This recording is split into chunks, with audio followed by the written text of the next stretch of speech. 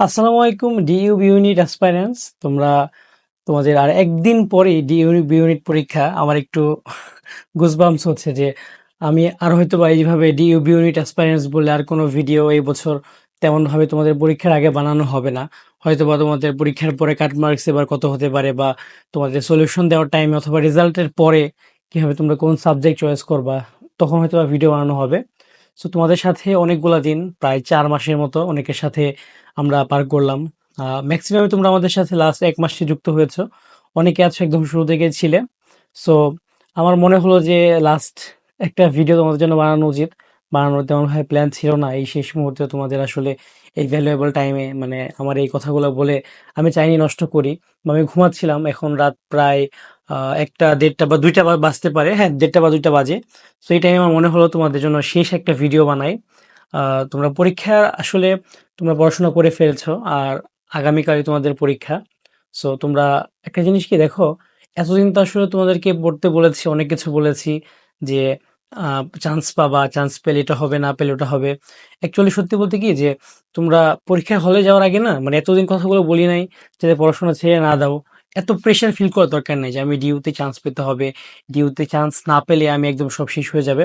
এমন চিন্তা ভাবনা থাকলে না আলটিমেটলি তুমি অনেক প্রেশারে থাকবে। দেখবা যে তোমার চান্সটা না এইভাবে অনেক মিস হয়ে যায়। তুমি পরীক্ষা হলে যাবা, ভাববা যে একটা নর্মাল আমি পরীক্ষা দিতে আসছি, একটা মডেল টেস্ট।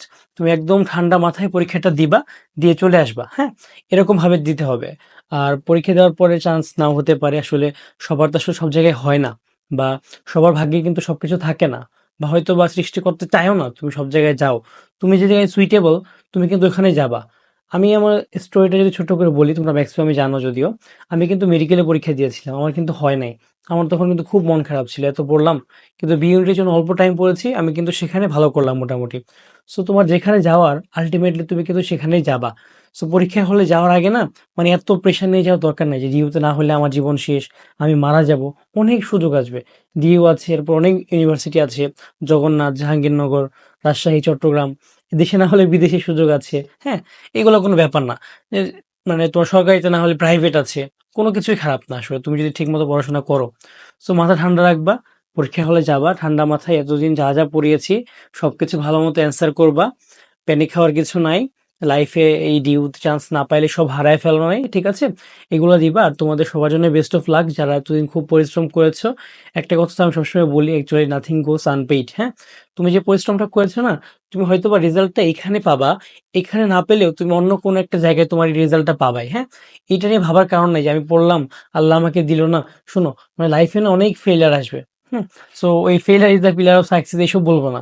মানে এই যে ফেইলিয়ার গুলো না, এইগুলো হচ্ছে আমাদের লাইফের একটা মেডেল। হ্যাঁ? যে তুমি এই ফেইলিয়ারটাকে কাটিয়ে তুমি কত দূর এগিয়ে যেতে পারো। তুমি তোমার নেক্সট যে সাকসেসটা আসবে, তুমি সেটার জন্য কিভাবে খাটতে পারো, সেটাই হচ্ছে তোমার একটা মেডেল।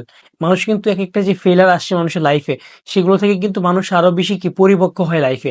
তুমি যখন সাকসেসফুল হবা একটা স্টেপে গিয়ে, তুমি কিন্তু সেখান থেকে তোমার শিখার কিছু নাই।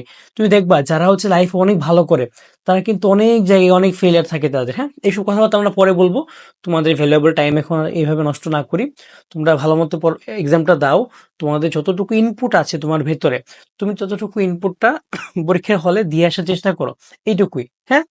আর পরীক্ষার হলে গিয়ে প্যানিক হওয়ার দরকার নাই, কারোটা দেখার দরকার নাই কি আসবে না আসবে। এই টাইমে দেখবা যে অনেক প্রশ্ন, পরীক্ষার প্রশ্ন পাওয়া যাচ্ছে মাত্র ৫,০০০ টাকা, ফাঁস হয়ে এইসবে কোনো কিছু থেকে আন্দাজ দরকার নাই।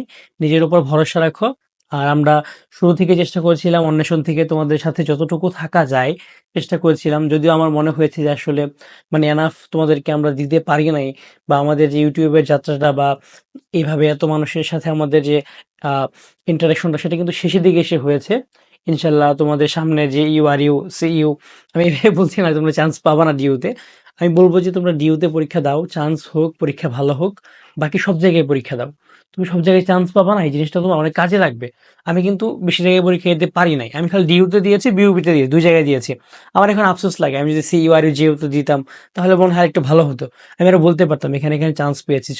অ্যাডমিশন টাইমে খেটেছো, আর ১-২ মাস খাটো, কোনো খারাপ লাগা থাকবে না, বা শেষে গিয়ে দেখবো ভালো একটা রেজাল্ট হলে না ভালোই লাগবে। সবাই ভালো মতো পরীক্ষা দাও। ইনশাল্লাহ তোমাদের সাথে আবার দেখা হবে কোনো একটা ভিডিওতে। টিল দেন, আল্লাহ হাফেজ, আসসালামু আলাইকুম, বেস্ট অফ লাক এভরিওয়ান।